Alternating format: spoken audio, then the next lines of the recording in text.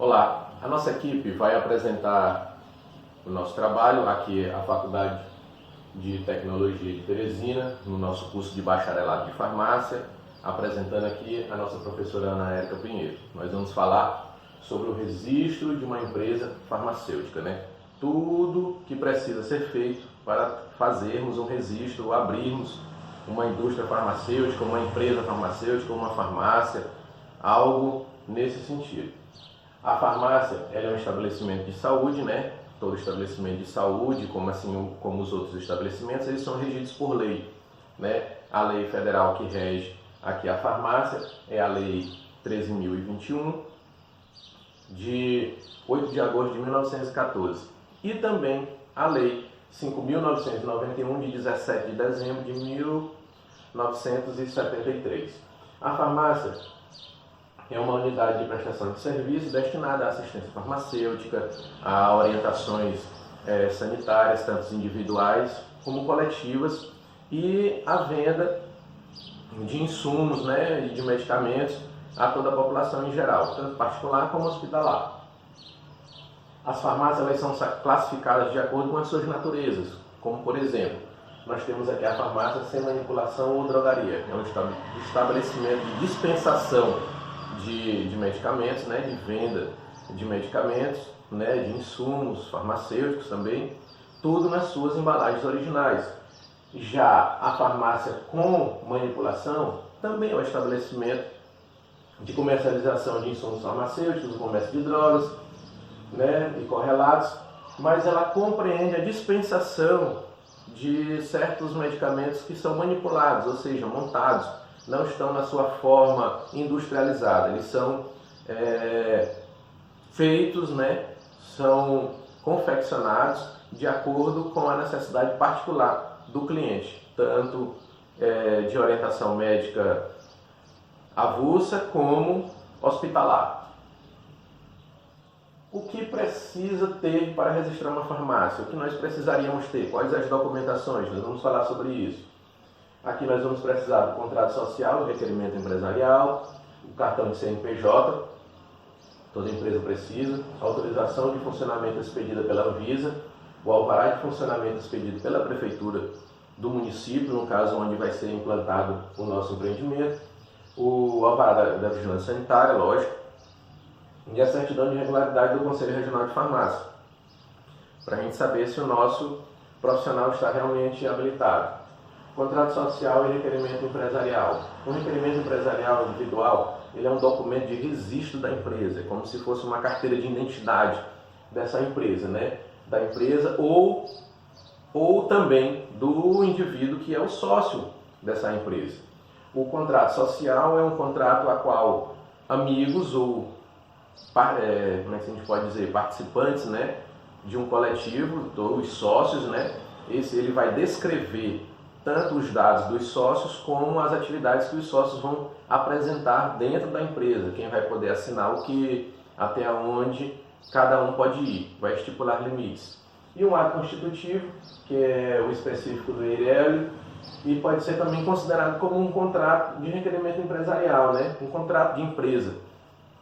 Ele também vai reter os dados do funcionário ou do dono da empresa. É como se fosse um registro como se fosse um registro, realmente um registro do empreendimento e de quem é o dono daquele empreendimento. O cartão de CNPJ, todo mundo, acredito, já ouviu falar no CNPJ. CNPJ é como se fosse a identidade, o CPF da empresa.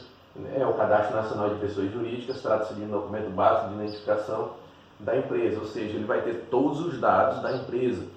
Ele vai dizer qual a finalidade daquela empresa, no caso nosso é de venda de medicamentos, né? Mas ele vai falar em geral de todos os dados da empresa, as finalidades, vai ter os dados da empresa, como o local onde ela está sendo montada, quem são os sócios ou o sócio majoritário, né? E terá todos esses dados. A AF, que é a autorização de funcionamento expedida pela Anvisa, né? A empresa, neste nosso caso aqui, ela só pode funcionar tendo a AF, autorizado pela Anvisa. A autorização de funcionamento da AF é um ato de competência da Anvisa, como a gente já falou, e ela permite o funcionamento das empresas ou estabelecimentos, instituições e órgãos mediante o cumprimento de requisitos técnicos. Né? Ele tem uma norma, ele estipula normas que o estabelecimento precisa ter para que ele venha a funcionar. Isso tudo está dentro da RDC 16 de 2014. Então, você vai preparar todo o seu negócio dentro do regulamento que diz da RDC 16 de 2014. A empresa que não tiver esta autorização, ela está passiva a multas, fechamento, processos, responder juridicamente e assim sucessivamente. Primeiro passo, cadastramento de uma empresa. É o primeiro passo que deve ser feito, que é para entrar no sistema de peticionamento, que deve ser autorizado para cadastrar empresas privadas que fornecem produtos e serviços que são regulamentados pela Anvisa. O segundo passo é a alteração no porte da empresa. Em seguida, as empresas devem promover a alteração, se necessário, do porte da empresa e irá determinar os valores das taxas a serem pagas pelo interessado. Terceiro passo é o peticionamento, né? A gente já deu entrada no primeiro, já viu aqui o que porte a empresa pode ter e o peticionamento. Antes de acessar o sistema de peticionamento, é recomendado que o interessante é identificar o código do assunto relacionado à petição, pois é a partir desse código que toda a transação do pedido irá se desenvolver. Né? Ele vai gerar um código e esse código é o que vai dar sequência nos nossos passos. O quarto passo são as taxas. Né? Ao final do processo do peticionamento, será gerenciado, né, direcionado às taxas que devem serem pagas, né, que são recolhidas para a União, para o pagamento das taxas de vigilância sanitária e tudo mais. Todas as taxas serão pagas para a União depois que os nossos passos forem seguidos.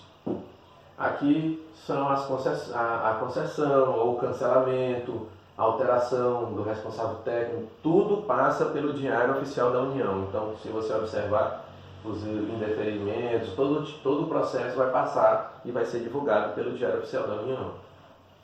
O alvará de funcionamento da Prefeitura.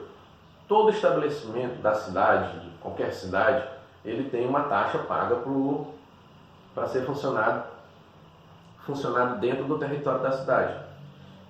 Essa taxa nós chamamos de alvará de funcionamento. Né? Independente do negócio, de farmácia ou não, tem que ter o alvará de funcionamento. Por quê? Você vai lá na sua prefeitura, né, vai ver o departamento de arrecadação, geralmente, e esse departamento vai fazer uma vistoria no seu estabelecimento para saber se realmente existe e tal, e para ficar registrado no município que você é um ativista comercial dentro do município, né? São documentos, nesses documentos ele vai reter algumas xerox, as pessoais e as xerox da empresa, como CNPJ e outras mais. Né? Isso aí são essenciais para a abertura da nossa farmácia ou da nossa empresa farmacêutica. O alvará de licença sanitária, né? É expedida pela Vigilância Sanitária do município. Esse também é muito importante. A vigilância vem, né? Os profissionais são capacitados, né? Eles vêm a averiguar todo o seu estabelecimento para lhe ajudar, né? Para ajudar a consertar talvez alguns possíveis erros que nós tenhamos na nossa abertura de empresa. E aí, depois de estar tudo corretinho, eles esperem o alvará da vigilância sanitária e aí a gente já está apto a praticamente trabalhar. Da mesma forma que ocorre no alvará de funcionamento, ocorre também com o do município, né? O de funcionamento ocorre também com o da vigilância sanitária. Certidão de regularidade do Conselho Regional de Farmácia. São formulários preenchidos, né, solicitando o responsável técnico, uma declaração de atividade do CNPJ, cópia de inscrição estadual, cópia do contrato social, cópia da CTPE, carteira de trabalho, parte foto dada, parte dos fotos, a identificação da pessoa, pagamento da anuidade, pagamento da taxa de inscrição e pagamento da certidão de regularidade. Esses documentos são os documentos que precisam ser levados ao nosso Conselho Regional de farmácia para a abertura da nossa farmácia, para que nós tenhamos uma liberação do Conselho relacionada a isso e relacionada ao nosso profissional que estará trabalhando, né?